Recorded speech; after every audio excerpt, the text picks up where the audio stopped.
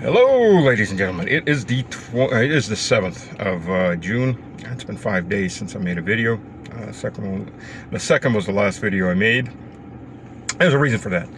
I wanted to see what was going to happen. I didn't want to jump the shark. A lot of things were under question. A lot of people were doing their best forecast, wishful thinking, what have you.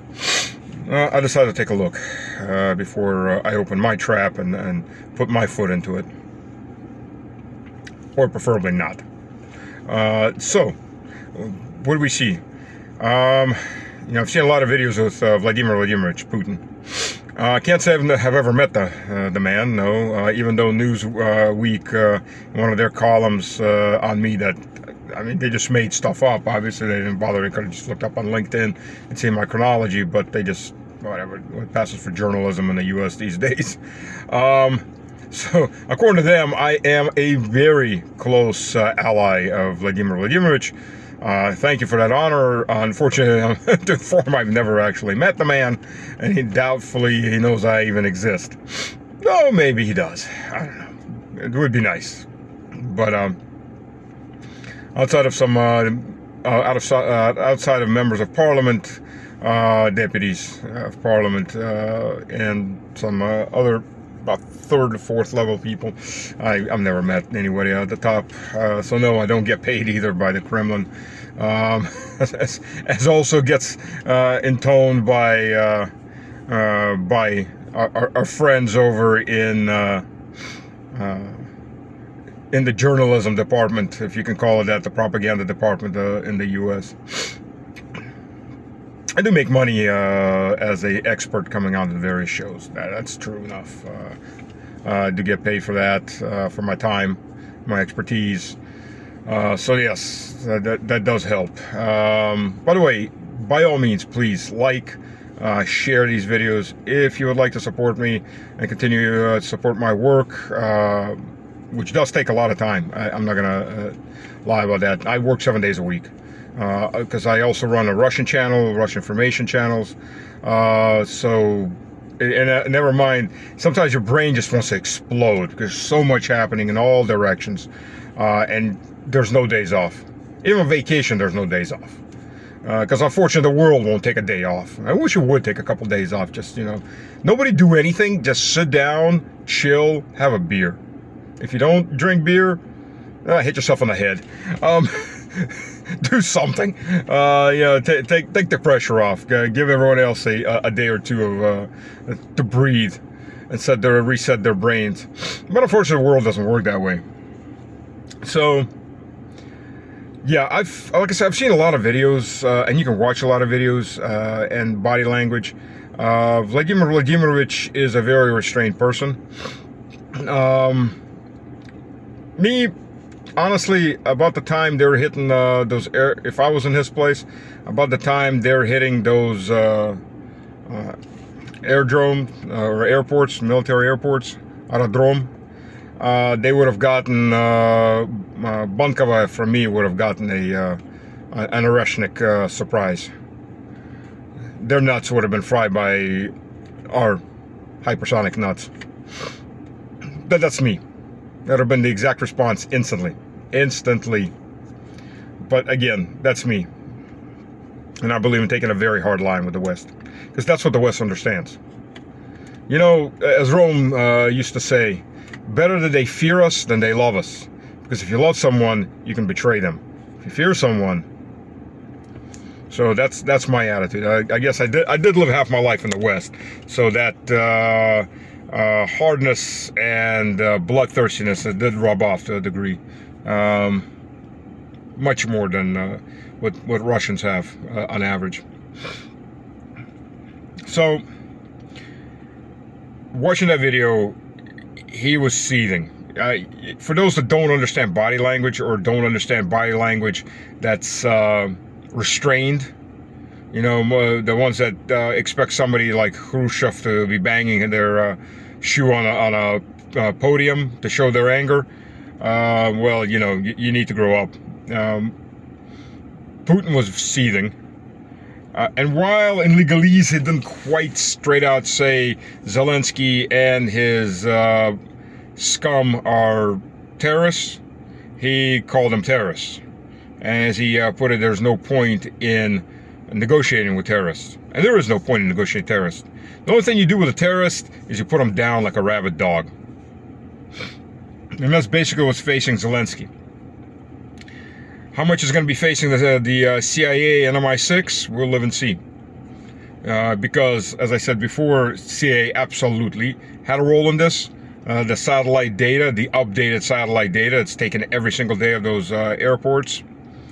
But you know, Putin's biggest anger wasn't even at the airports. His biggest anger was the murder of citizens in a train. And Pavel Mishin, who was the conductor of the train, who has the same last name, family name as my mother's family from my grandmother's side, which were old Russian nobility. But there's a lot of Mishins running around, so that doesn't mean we're relatives in any way. Pavel Mishin gave his life by breaking the train in time. So he and his two compatriots who were driving the train, they went straight in, and then the next wagon got hit. They could have sped through, and some wagons behind them would have gotten hit, and they would have lived. But they did their duty. God bless their souls. As Christ said, there's no greater sacrifice than to lay your head down for your brother. He saved a lot of people's lives. And still, 7 people died, over 120 are injured. Blowing up bridges is the SAS trade card. They did a lot of that in World War II. And interestingly enough, they did a lot of it to civilian trains, not to military trains. And in France, too, were full of Frenchmen. So I think they just like killing people, regardless of whose side they're on. By the way, the fire terror bombings that the U.S. And the U.K., with which they murdered 5 million out of 6 million dead German civilians. Look it up. Dresden. Everybody remembers Dresden. Dresden's just the last city. I mean, in one fell swoop on Tokyo, Japan, 500,000 people were burned to death. So this isn't something of one-off. This was the policy of genocide. I'm not even going into the Western concentration camps. They killed over 1 million German men from 1944 to 1946. Just keeping them out in the field, letting them starve to death. Or that Belgium used young boys, 15, 16-year-old boys as POWs to clear landmines from the beaches. Yeah, there's a lot. I mean, once you go into it, you start digging that hole. Oh my God, the white and pretty and fuzzy West just turns into, it turns into a lot that isn't white and pretty and fuzzy and fluffy. And all those human rights crap, it all falls away in layers and like salt, when you go in a shower. But Putin was furious. He called them terrorists. And, there's no negotiating with terrorists. You can negotiate with an enemy. You can't negotiate with an enemy. There's no negotiating with terrorists. Terrorists are mad dogs. There's only one thing you do with a mad dog, you put it down. So, we're waiting to see the full scale of this. We're waiting to see the full scale of this. Trump obviously came running, the usual Trump, boisterous, I told him so, or he said he was going to reply, and I told him. No, there was none of that. There was, they're gonna reply, and I just hope they don't use, they don't go to tactical nuclear weapons, or, they keep it controlled. That was it. Very, very subdued, controlled response from Trump, and I know lots of people communicated on this. Believe me, the army, if this was in the hands of the generals, the center of Kiev would have been a radioactive crater, and cities like Lvov would no longer exist, would be fallout on top of the poles. So there's that. People really have no understanding how much Vladimir Vladimirovich is keeping elements in control, under control. That would have just exterminated a good chunk of the... So let me put it this way. I was on a Lebanese show the other day. And there was a guy, Carb, I think was his last name. Old guy, well, mid-70s, close to 80. Worked for Reagan, 80s. He was the counterpoint, I'm sorry, to me. And we're discussing the attack on the airfields. The guy gave me a couple of stares like he just wanted to just rip my soul out of my body. Just when he starts talking about how NATO is going to come out of this united and more powerful. Like, I served long enough in the U.S. Army with NATO and had a lot of interactions with in Europe on different missions with NATO people. And while some NATO forces were up to par, the majority weren't even near. Some were just so pathetic, like the Netherlands army, which is a unionized army, by the way. Let that sink in. They're unionized. Drugged up. You look at them, it's like, yeah, you trust these guys with explosives? Seriously? Yeah. This guy, and they're trying to blame Russia for everything, like, the nuclear deterrent treaties. It's because the Russians wouldn't get the Chinese in. Which one I told them, why does Russia have to pull the Chinese in so the U.S. can negotiate with the Chinese? Chinese are a separate actor and entity. They're not part of Russia. They're not beholden to Russia. Russia's not beholden to China. We're allied, even if more or less unofficially. So why is it our responsibility? The U.S. wants to negotiate. Now, I said this flat out. The U.S. wants to negotiate with China, and the U.S. can go negotiate with China. Maybe stop threatening or trying to start tariff wars or screaming about how they're going to get the Chinese, and maybe actually act like adults for once, and negotiate. He didn't have an answer to that, of course. They never do. They never do. But then I said to him straight up, look, and I've said this several times already over this last week. We're at a point in history, in human development, where Russia could quite literally decapitate the U.S. in 3 minutes. Quite literally. U.S. can't do the same thing to Russia. But Russia can do that to the U.S. Okay, follow me on this. Russian submarine pops up 200 kilometers away from Washington, D.C., New York City, what have you. I mean, look at a map, how big of a territory that is. 200 kilometers away from the coastline. That's 120 miles for those standard-bound people. Launches a Zircon hypersonic missile with a nuclear warhead. 3 minutes, folks. 3 minutes from launch to bye-bye Washington. Or at least the center of Washington. Yes, it's not a intercontinental ballistic missile. It's not going to carry a 10 megaton warhead, but it could carry quite literally from a 75 megaton. Hiroshima was 35 megatons. Kilotons.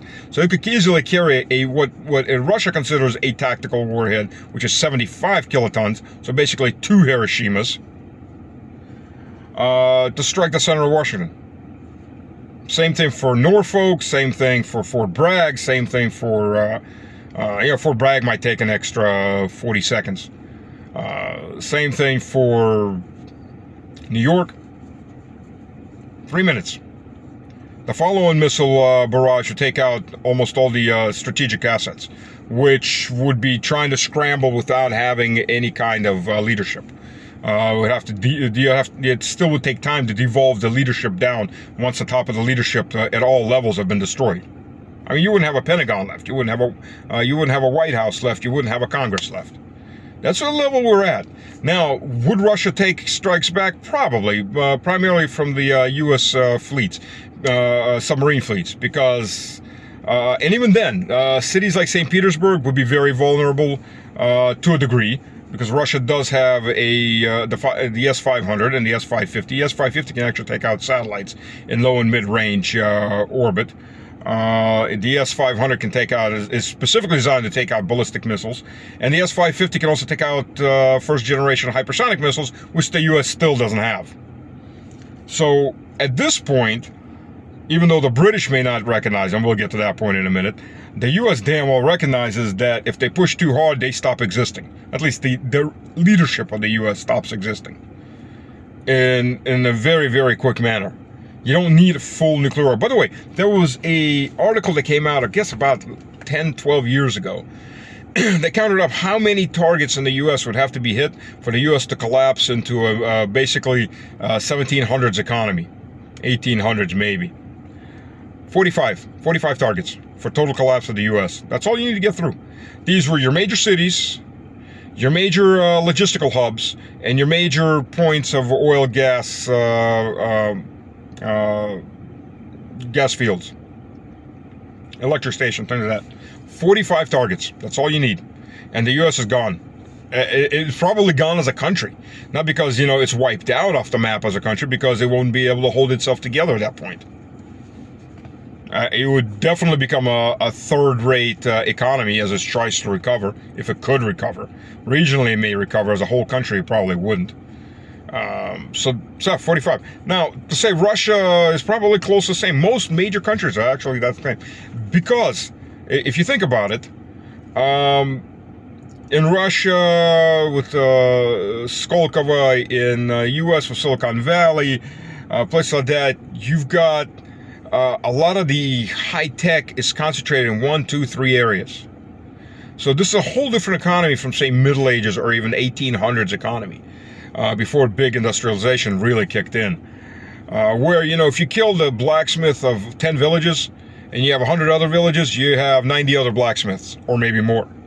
So while that's an impact to the economy, you don't collapse it totally, and they'll take on new people and train them up. And for at least the simple things relatively quickly. You take out your key scientific areas in a modern economy, dude, yeah, that's it. You may never be able to get them back up and running, and if you do, it's going to take a decade plus. Never mind, that brain power is just gone, and you just can't train it up that quickly.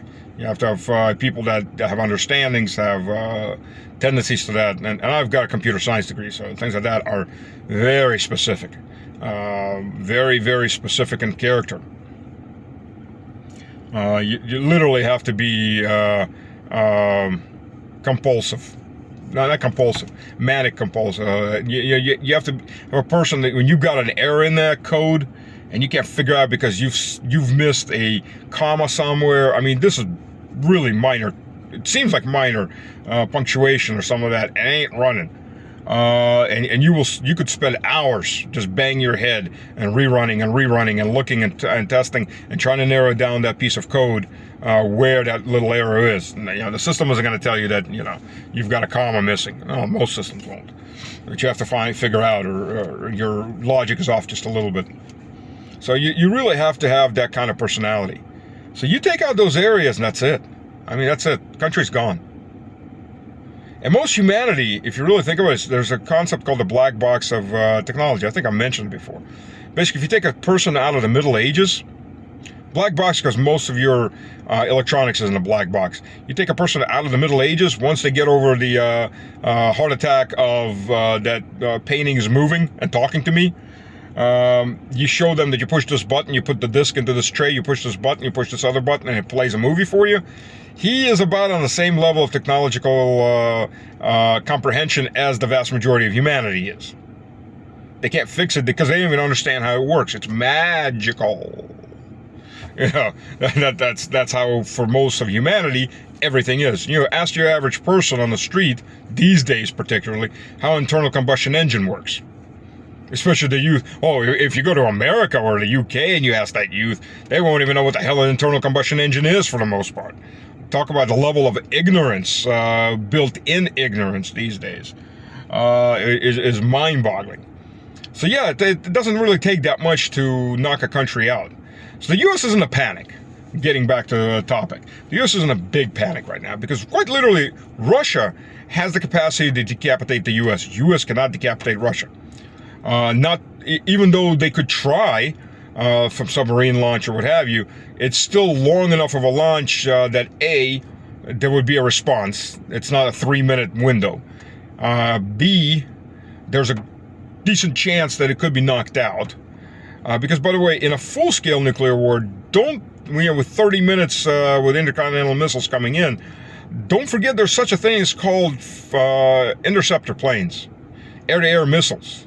And yes, they will be going up. All of them will be going up for with their duty of taking out those missiles, whether by air-to-air missiles or colliding directly with them to save the country. There will be lots of planes going up.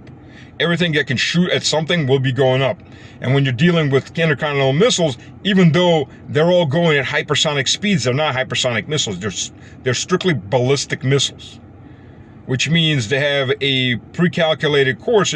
And true, there may be some deviation caused by wind shear or something like that. Pretty much they're coming down in the same location that you can calculate from their ballistic angle. Which is the difference between a hypersonic missile and a supersonic missile. All intercontinental missiles are supersonic.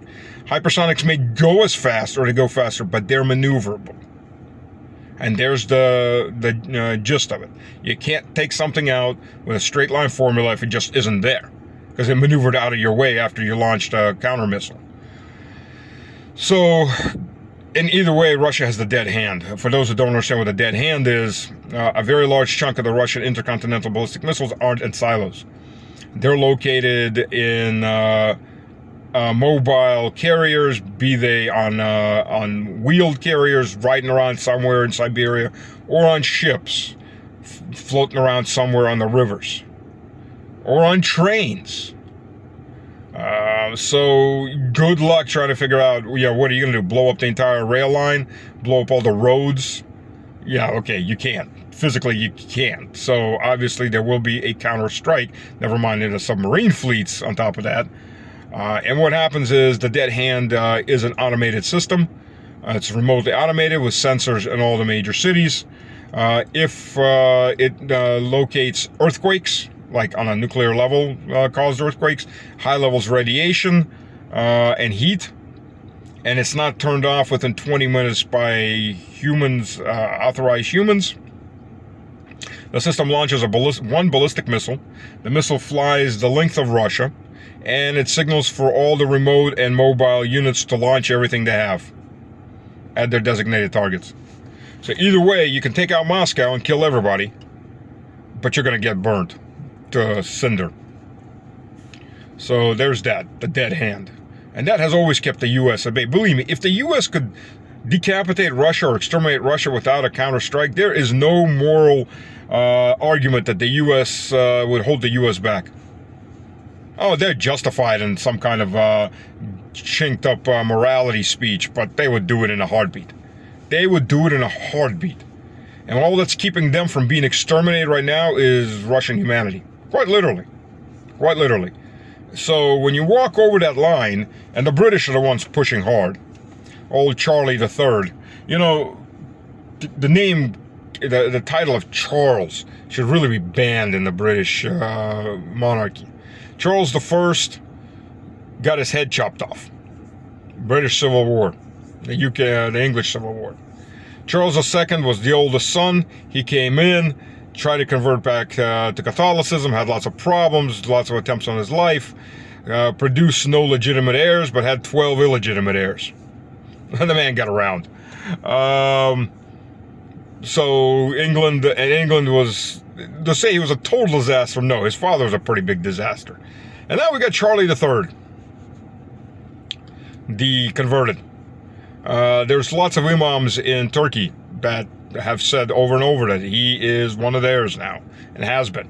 Thing is he can't come out because by British law, the monarch has to be part of the Church of England. Not that the Church of England I would call a Christian church anymore. My God, if there's anything woke that they haven't covered, they will find and cover it, and embrace it with all the joy, all the satanic joy they can think of.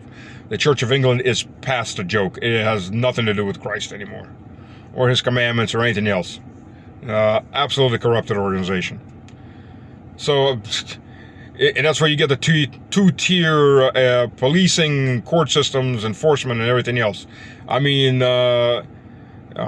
Islamic jihadists can literally have demonstrations in the middle of the city, walk around with machetes, as has been videotaped numerous times, and the police do nothing. It's their culture to threaten people with machetes. But if they see a Brit with a peeling knife peeling potatoes, he's arrested. So, so I think Charlie is going to bring his country to another civil war. But as is right now, they're doing everything they can to start a world war. Not like the British trying to start world wars. They did it twice before. So why not go for a third time? I think they don't understand there won't be much of England left if they actually do that. We've gone to a whole different level of technology and anger. And blowing up bridges is definitely the calling card of the SAS. It has been for tens of years. Almost 100 years. So we'll see. We'll see. Putin's angry. Putin is extremely angry. Missile strikes started 2 days ago now. They proceeded yesterday at night. Massive missile strikes. Drone strikes. And we're talking about, it looks like it's literally going to be lights out for Ukraine. They're not going to leave anything left operating.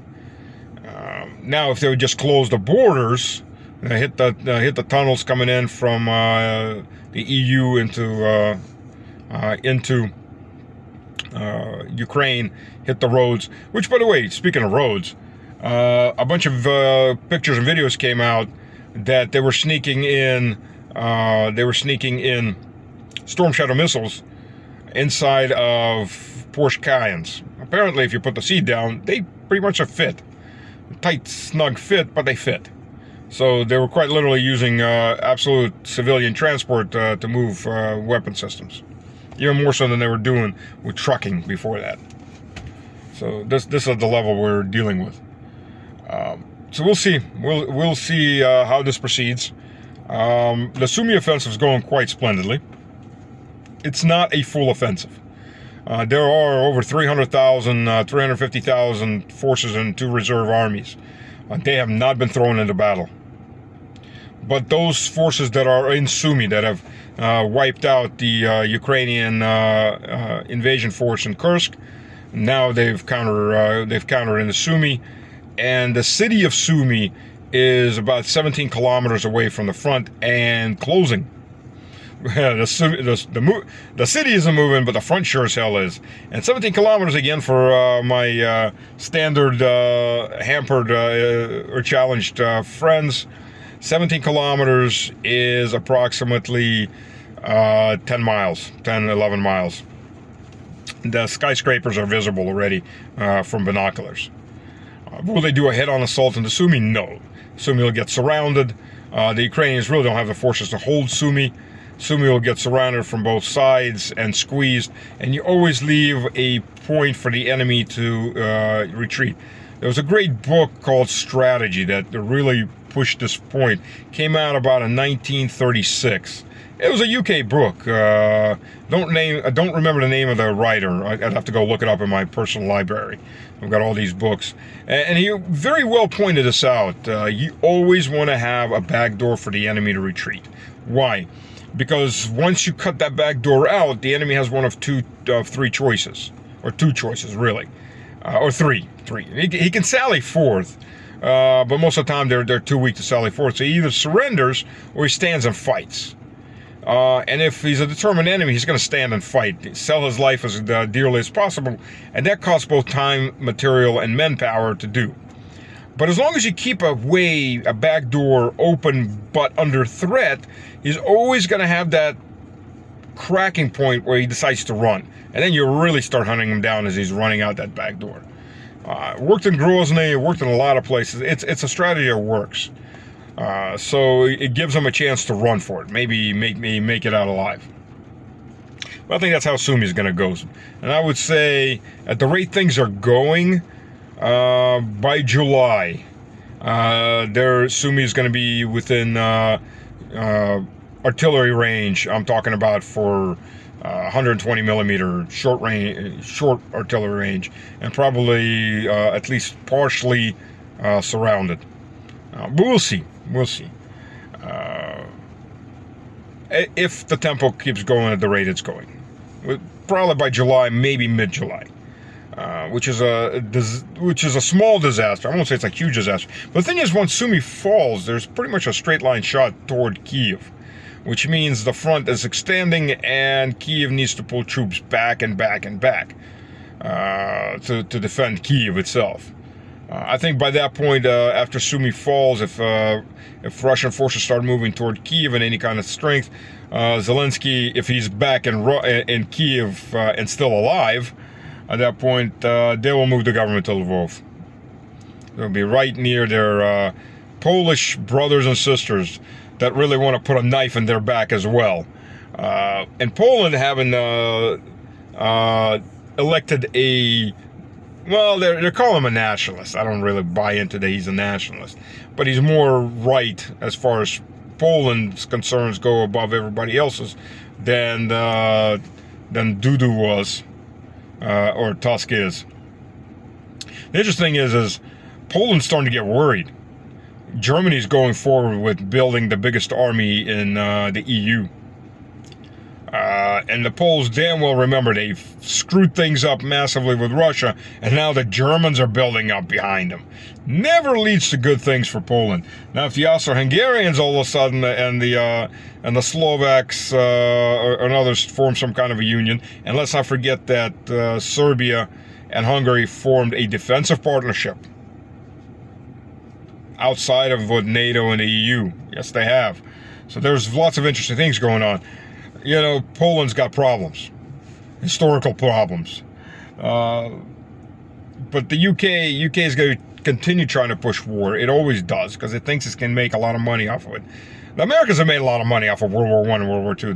The British, for all their bless their heart attempts, have really screwed themselves up and lost their empire thanks to World War II, which they helped foment as much as they could. A very sophomoric approach, but the British never seem to learn. At least the British elites never seem to learn. But I think the best point forward for Britain right now is probably a civil war. And it's going to be a civil war between the Islamics, the hardcore Islamics that the UK keeps importing, that are being radicalized heavily inside of the UK, and the nationalist movements. The Islamics are more ahead in arming themselves than the nationalists, but the nationalists outnumber the Islamics 4-1. So this is going to be an interesting show. I've bought extra popcorn, a couple extra boxes, because this is definitely going to be an interesting show. So that's where we're at right now, folks. And as my friend Drago, not my dog, my friend in Serbia, Drago Bosnic, is going to be on a radio station. I've had interviews with him several times, discussing Trump's latest brainchild. Because Trump's an idea man. And thankfully, a lot of his ideas die off after he has the lack of wisdom of keeping his tongue behind his teeth. There's a old understanding from the Orthodox Church that's taught to people, my tongue is my enemy. Because once words are released, you cannot pull them back into the cage. My tongue is my enemy. Trump needs to be taught that. His latest brainchild is to dump all the illegals that they want to deport to the U.S. By the way, the rate the U.S. is deporting illegals, it'll be like 120 years to deport just the illegals already in the U.S. So most of them will be dead from old age. Lucky for them. And with birthplace citizenship, their kids don't have to worry about it. So at the rate Trump is going with this deport the illegals, most of the illegals really aren't worried. They need to notch it up like tenfold to have any kind of actual impact. But anyways, so he's now putting pressure on Serbia and that traitorous Vucic to accept the illegals. And by the way, he's also expanding south to the rest of the countries in the Balkans. How would you like a bunch of America's illegals that you get to sponsor and feed, and they get to live with you? Trump thinks it's a brilliant idea. Oh yeah, there you go. What do you think? For people from Croatia, from Bosnia, from Serbia, from Srpska Republic, those are two different entities. From Macedonia, Greece, Albania. How would you like to have the flotsam that the U.S. is trying to get rid of parked in your countries? Bulgaria, Romania, Macedonia. I think I've said Macedonia already. Chornogoria, or Montenegro for your Westerners. Yeah, how would Slovenia? How would you all like Slovenia to become to start looking a lot like Italy? Yep. Uncle Trump is there to help you modernize. Absolutely. And maybe if you really talk nice to Uncle Trump, he'll actually cover the plane flights of all these nice people that are going to become your neighbors. Especially Venezuelan gangs, things like that. So, yeah. You can't make up this clown train. I mean, the clown train just does not stop. As for Musk and Trump, speaking of clown world, quite quickly, while there's lots of interesting war of words, and there are photos of Musk and Epstein. I'm sorry, not Musk. Musk was too young. Trump and Epstein and some very young-looking girls. I posted one of those photos on my Russian site. I will post it on my American Telegram channel too. And these aren't something, you know, these are actual real photos. They've been around. They just haven't been published a whole lot. And you got Musk threatening to put the Epstein journals up, his flight logs.